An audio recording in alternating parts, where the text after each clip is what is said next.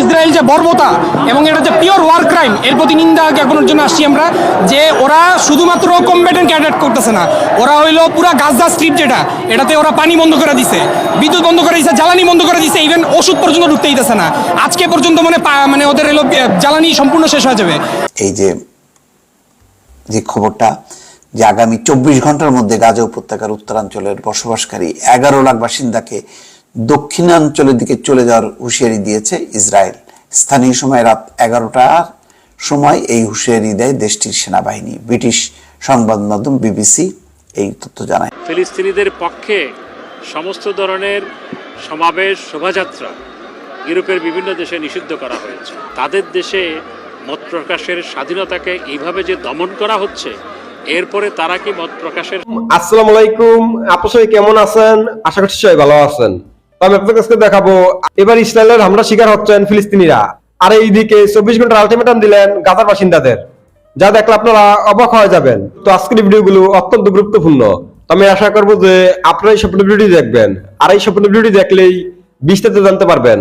আর এই ভিডিওগুলো দেখানোর আগে আপনাদের কাছে আমার ছোট্ট একটি রিকোয়েস্ট, আপনারা যদি আমার চ্যানেলে নতুন হয়ে থাকেন তাহলে আপডেট নিউজ সবার আগে পেতে আমার এই চ্যানেলটি সাবস্ক্রাইব করে আমার সাথেই থাকুন। আর এখন চলুন কথা না বাড়িয়ে আমরা ভিডিওগুলো দেখে আসি। দর্শক, ফিলিস্তিন অধ্যুষিত গাজায় আসলে কি ঘটছে?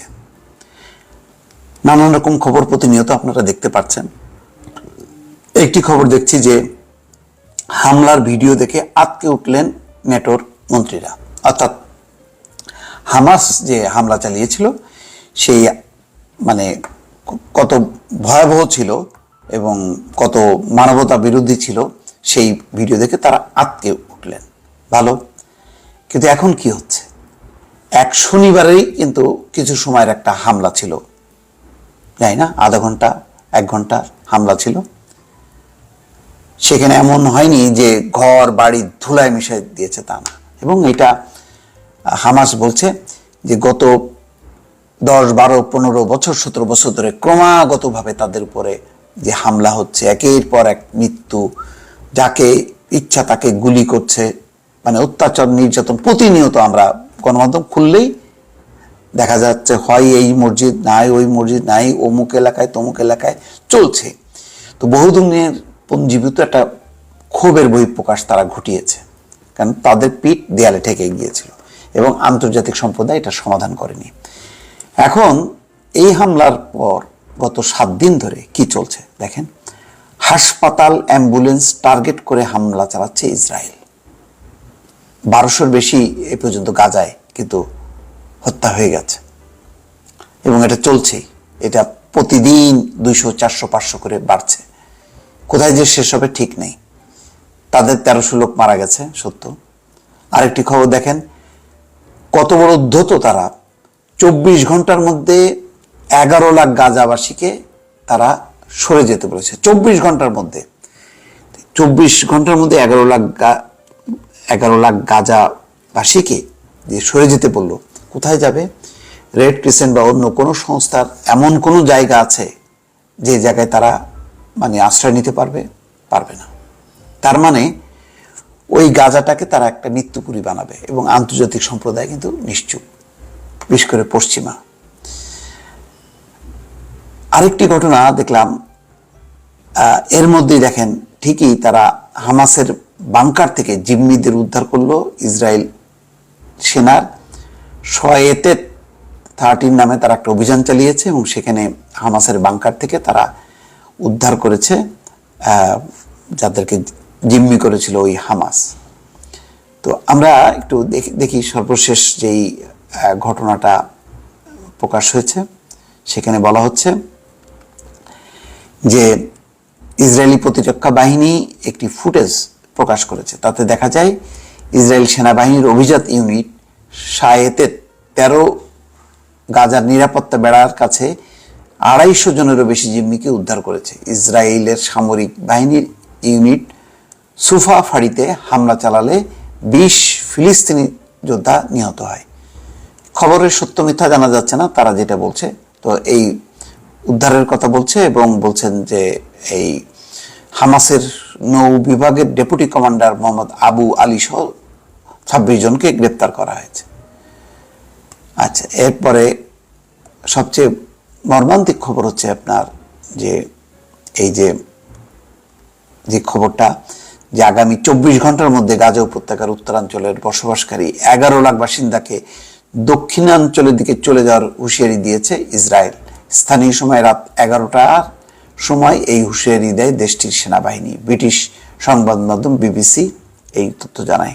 শনিবার সকালে ইসরায়েলি মূল ভূখণ্ডে হামলা চালায়। এরপরে গাজা উপত্যকা ইতিমধ্যে কিন্তু পুরো গাজা এলাকায় বিদ্যুৎ, পানি, গ্যাস, জ্বালানি সরবরাহ বন্ধ করে দিয়েছে এবং হাসপাতালগুলোকে টার্গেট করা হয়েছে। সেই খবরও কিন্তু প্রকাশ পেয়েছে যে ওই হাসপাতালগুলো টার্গেট করে হামলা চালাচ্ছে তারা।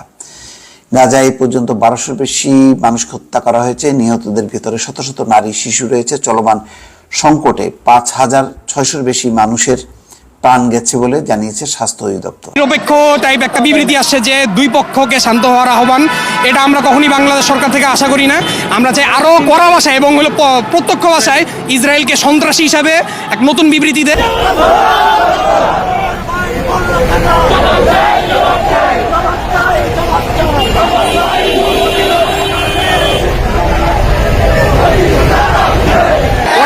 পানি বন্ধ করে দিছে, বিদ্যুৎ বন্ধ করে দিছে, মেডিসিন বন্ধ করে দিছে এবং কোন রকম জাতিসংঘের ত্রাণ যেটা ওটা পৌঁছাতে দিচ্ছে না।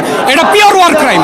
আর এটা কিন্তু বুঝতে হবে, এটা কিন্তু কোনো সংঘর্ষ না, এটা হইলো অকিউপেশনের বিরুদ্ধে ফিলিস্তিনিদের মুক্তিযুদ্ধ। 1948 সাল থেকে ওরা এই ব্রুটাল অকিউপেশনটা চালাইতেছে। অ্যানেক্সেশন আর 67 থেকে মূল অকিউপেশনটা শুরু হয়েছে।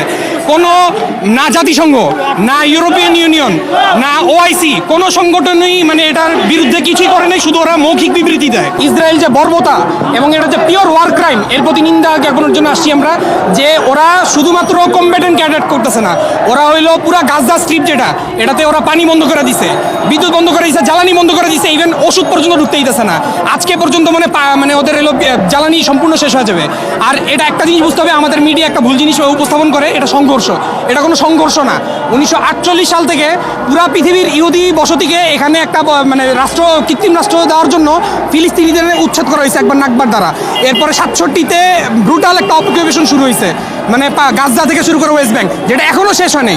আর হলো ওআইসি বলেন, জাতিসংঘ বলেন, এগুলো সবগুলো একটা ইনকম্পিটেন্ট মানে অর্গানাইজেশন। ওরা শুধু মৌখিক বিবৃতি দেয়, কোনো কিছু ওদের করার সামর্থ্য থাকে না। কিন্তু ফিলিস্তিনিরা ওরা যখন নিজেদের শক্তিতে প্রতিরোধ করে, তখন হলো মানে বিশ্বমোড়লরা একটা মানে নিন্দা জ্ঞাপন করে। আমি চাই ফিলিস্তিনিদের স্বাধীনতা, ফিলিস্তিনিদের মুক্তি, ফিলিস্তিনিদের স্বাধীনতা, মুক্তি। এবং বর্তমানে এখন যে কারেন্টলি যে ইয়াটা চলতেছে, যে সিজ নিয়ে রাখছে, এবং প্রায় হলো 2.5 মিলিয়ন গাজাবাসী যারা হইলো মানে প্রায় মৃত্যুর মুখে, যে কোনো দিন মারা যাবে সবাই হয়তো, ওদের অ্যাটলিস্ট যাতে এই সমাধানটা আগে করুক, একটা হিউম্যানিটেরিয়ান করিডোর যাতে খুলে দেয়।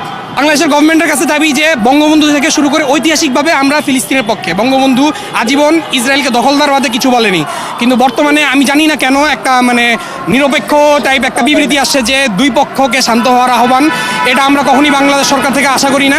আমরা চাই আরও কড়া ভাষায় এবং হলো প্রত্যক্ষ ভাষায় ইসরায়েলকে সন্ত্রাসী হিসাবে এক নতুন বিবৃতি দেখ, এবং হলো এই যে একটা যে সিজ ফায়ার আনার দাবি, একটা হিউম্যানিটেরিয়ান করিডোর খোলার দাবি, এটাতে যাতে বাংলাদেশ সরকার একটু জোরদার একটা ইয়া করুক, জোরদার সহযোগিতা করুক, এবং ওআইসি সহযোগিতা, অন্যান্য রাষ্ট্রের সহযোগিতা যাতে কিছু একটা করার ইয়া করুক। ফিলিস্তিনিদের পক্ষে সমস্ত ধরনের সমাবেশ, শোভাযাত্রা ইউরোপের বিভিন্ন দেশে নিষিদ্ধ করা হয়েছে। তাদের দেশে মত প্রকাশের স্বাধীনতাকে এইভাবে যে দমন করা হচ্ছে, এরপরে তারা কি মত প্রকাশের স্বাধীনতা, কথা বলার কোনো নৈতিক অধিকার রাখেন? আমরা পৃথিবীর যে কোনো জায়গায় যে কোনো যুদ্ধ বিগ্রহের বিরুদ্ধে এবং সাধারণ মানুষের হত্যাকাণ্ডের বিরুদ্ধে, সেটি ইসরায়েলে হোক, সেটি ফিলিস্তিনে হোক।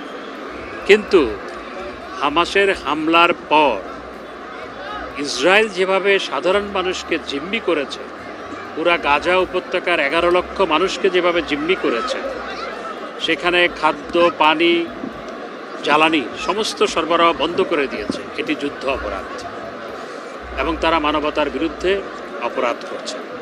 আমি সবচেয়ে আশ্চর্য হলাম, আজকে বিভিন্ন সংবাদ মাধ্যমে দেখতে পেলাম যে আমি আজকে খুব আশ্চর্য হয়েছি বিভিন্ন সংবাদ মাধ্যমে দেখে, যে ফিলিস্তিনিদের পক্ষে সমস্ত ধরনের সমাবেশ, শোভাযাত্রা ইউরোপের বিভিন্ন দেশে নিষিদ্ধ করা হয়েছে। ফ্রান্স, জার্মানি, অস্ট্রিয়া, অস্ট্রেলিয়া সহ বিভিন্ন দেশে ফিলিস্তিনিদের পক্ষে যে কোনো শোভাযাত্রা, মিছিল কিংবা কথা বলাও নিষিদ্ধ করা হয়েছে। যারা মত প্রকাশের স্বাধীনতার কথা বলেন, তাদের দেশে মত প্রকাশের স্বাধীনতাকে এইভাবে যে দমন করা হচ্ছে, এরপরে তারা কি মত প্রকাশের স্বাধীনতা, কথা বলার কোনো নৈতিক অধিকার রাখেন? যে কেউ যে কোনো কিছুর বিরুদ্ধে প্রতিবাদ করতে পারা, কথা বলতে পারা, সেটি হচ্ছে মত প্রকাশের স্বাধীনতা। আমি আশা করছি যে আপনারা সব ভিডিওটি দেখেছেন। আপনাদের যদি ভিডিও কোনো মতামত থাকে আমাকে অবশ্যই কমেন্টে জানাবেন। আর আপনাদের যদি চ্যানেলে নতুন হয়ে থাকেন তাহলে আমার এই চ্যানেলটি সাবস্ক্রাইব করে আমার সাথেই থাকুন। তো দেখা হচ্ছে পরবর্তী ভিডিওতে। সেই পর্যন্ত সবাই ভালো থাকবেন, সুস্থ থাকবেন। আল্লাহ হাফেজ।